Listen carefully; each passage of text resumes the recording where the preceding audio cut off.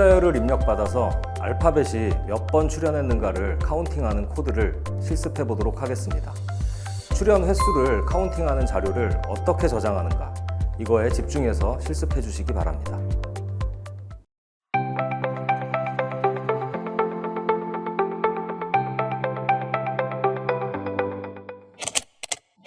종합실습 첫 번째로 알파벳, 문자열에서 알파벳이 몇 번씩 나왔는지 카운팅하는 프로그램을 만들어 보도록 하겠습니다.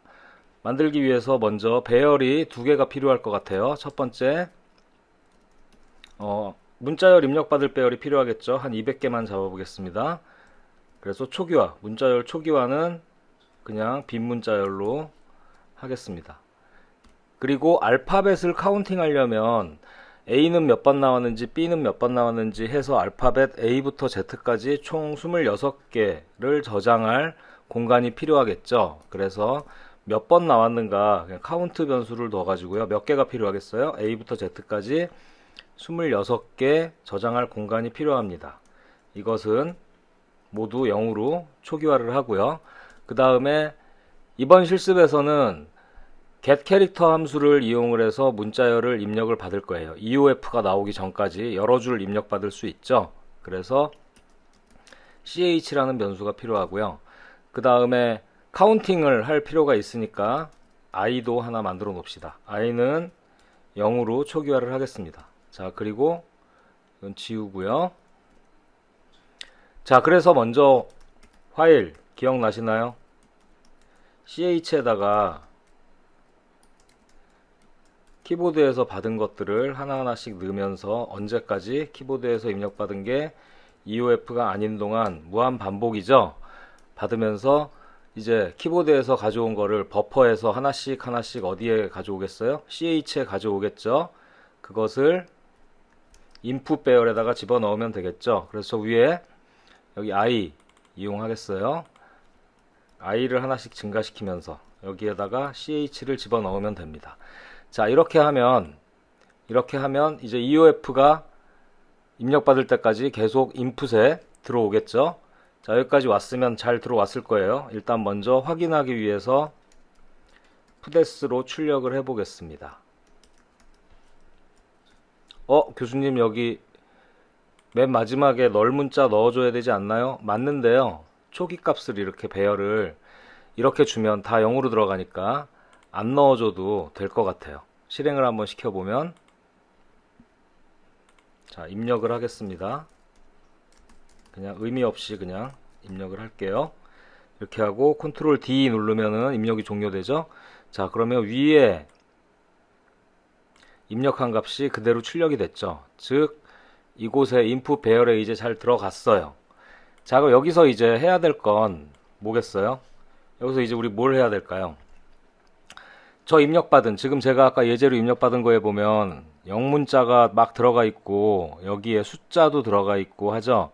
근데 이 중에서 A부터 Z까지 몇 번 나왔는가 카운팅을 해보고 싶어요. 그러면 어떻게 할까요? 일단 배열에 여기서부터 봐야 되겠죠.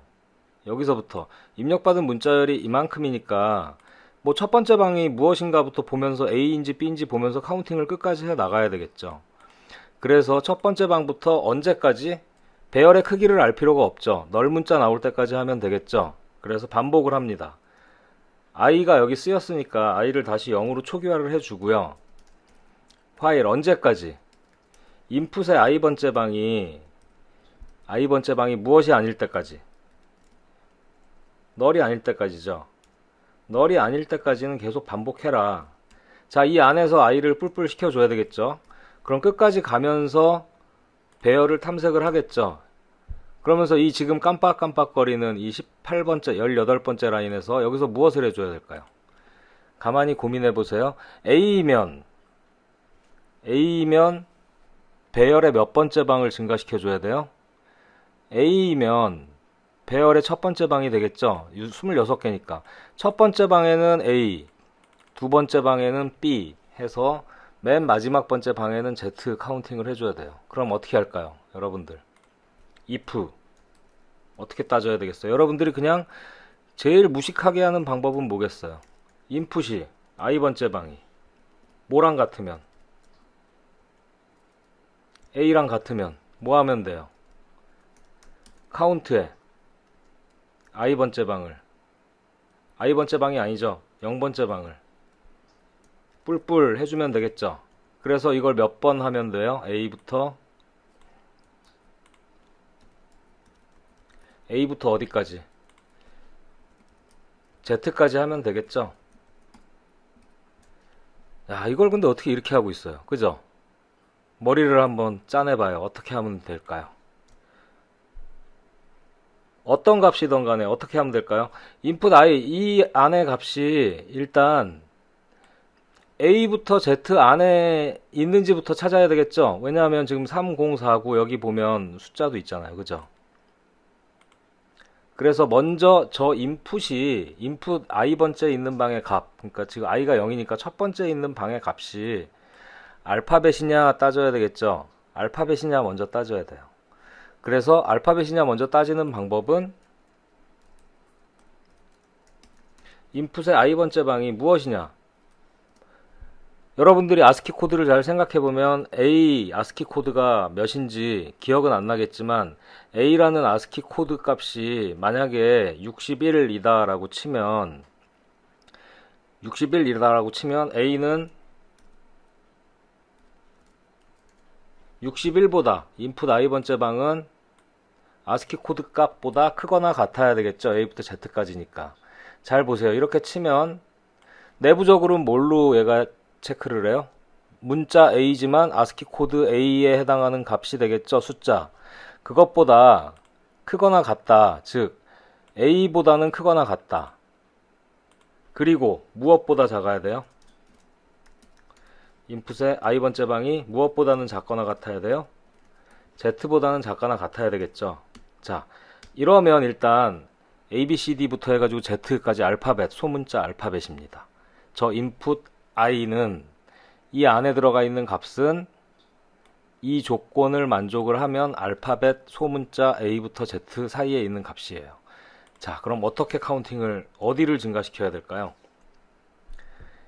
0번째 방에다 A를 집어넣고 1번째 방에다 B를 집어넣고 2번째 방에다 C를 집어넣어요. 0을 만들면 되겠죠. 아스키 코드 A를 0을 만들면 돼요. 아스키 코드 A다 그럼 0을 만들면 돼. 그럼 어떻게 해야 될까요? A를 빼면 되겠죠. 어디에서? 이 인풋에서. 자, 한번 쳐볼게요. 자, 보세요. 카운트에 몇 번째 방을 플러스 시킬 것이냐의 문제죠. 자, 여기를 플러스 시키면 돼요. 근데 여기가 몇 번째 방이어야 돼요? 여기가 0번째 방, 1번째 방, A면 0, B면 1 이렇게 만들려고 한다는 거죠. 그러면 이 인풋에 만약에 A가 들어가 있다고 치면 0을 만들어야 돼요. 어떻게 해야 돼요? A를 빼면 되겠죠. 그래서 몇 번째 방이냐, 인풋 i번째 있는 방의 값에서 A를 빼보자. 자, 보세요. 이렇게 놓고 보면 input i번째 방에 있는 값이 만약에 A다 그럼 이 안의 값은 몇이 되겠어요? 0이 되겠죠. 그래서 카운트 0번째 방을 뿔뿔 이렇게 됩니다. 자, 이게 끝이에요. if문으로 A부터 Z까지 할 필요가 없겠죠. 자, 이렇게 하면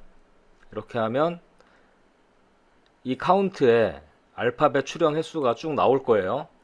제대로 나오는지 출력해 봅시다. 먼저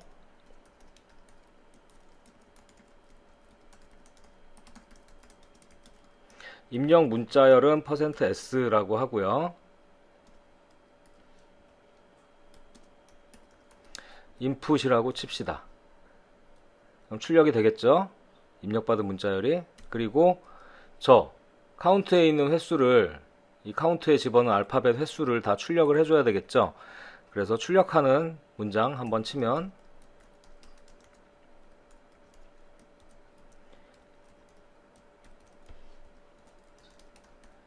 자, %C, A, B, C, D, %C 출현 횟수는 %D 하고 역슬래시 N 하고요. 첫 번째 %C에는 뭐가 들어가야 돼요?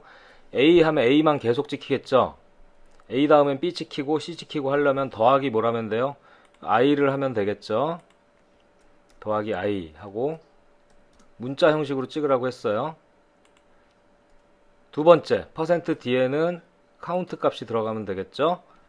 그래서 카운트에 I 하면 됩니다. 자, 이렇게 하고 먼저 여러분들이 확인하기 쉽게 A, B, C, D, E, F까지만 입력을 해볼게요. 에러 났네. 20번째 라인. 여기 세미콜론 안 찍었어요. 다시.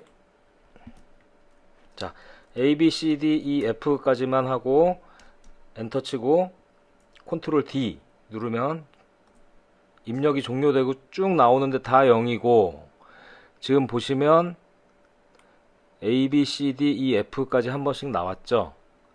자, 이렇게 할 수 있어요. 이제 아무거나 무작위로 막 입력을 해볼게요.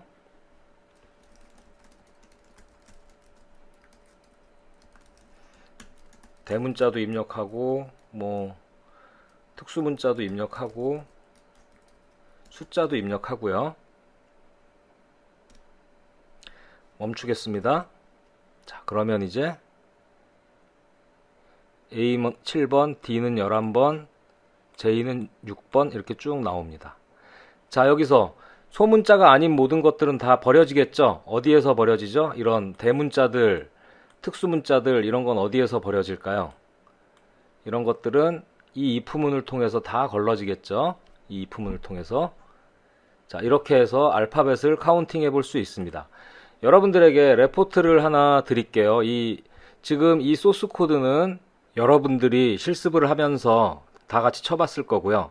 이 소스 코드를 응용을 해서 대문자, 소문자, 기타 문자, 숫자 등이 몇 번씩 나왔는지 확인하는 레포트를 구름에다 제출할 테니까 레포트 내용을 보고 확인하고 다 풀어주시기 바랍니다.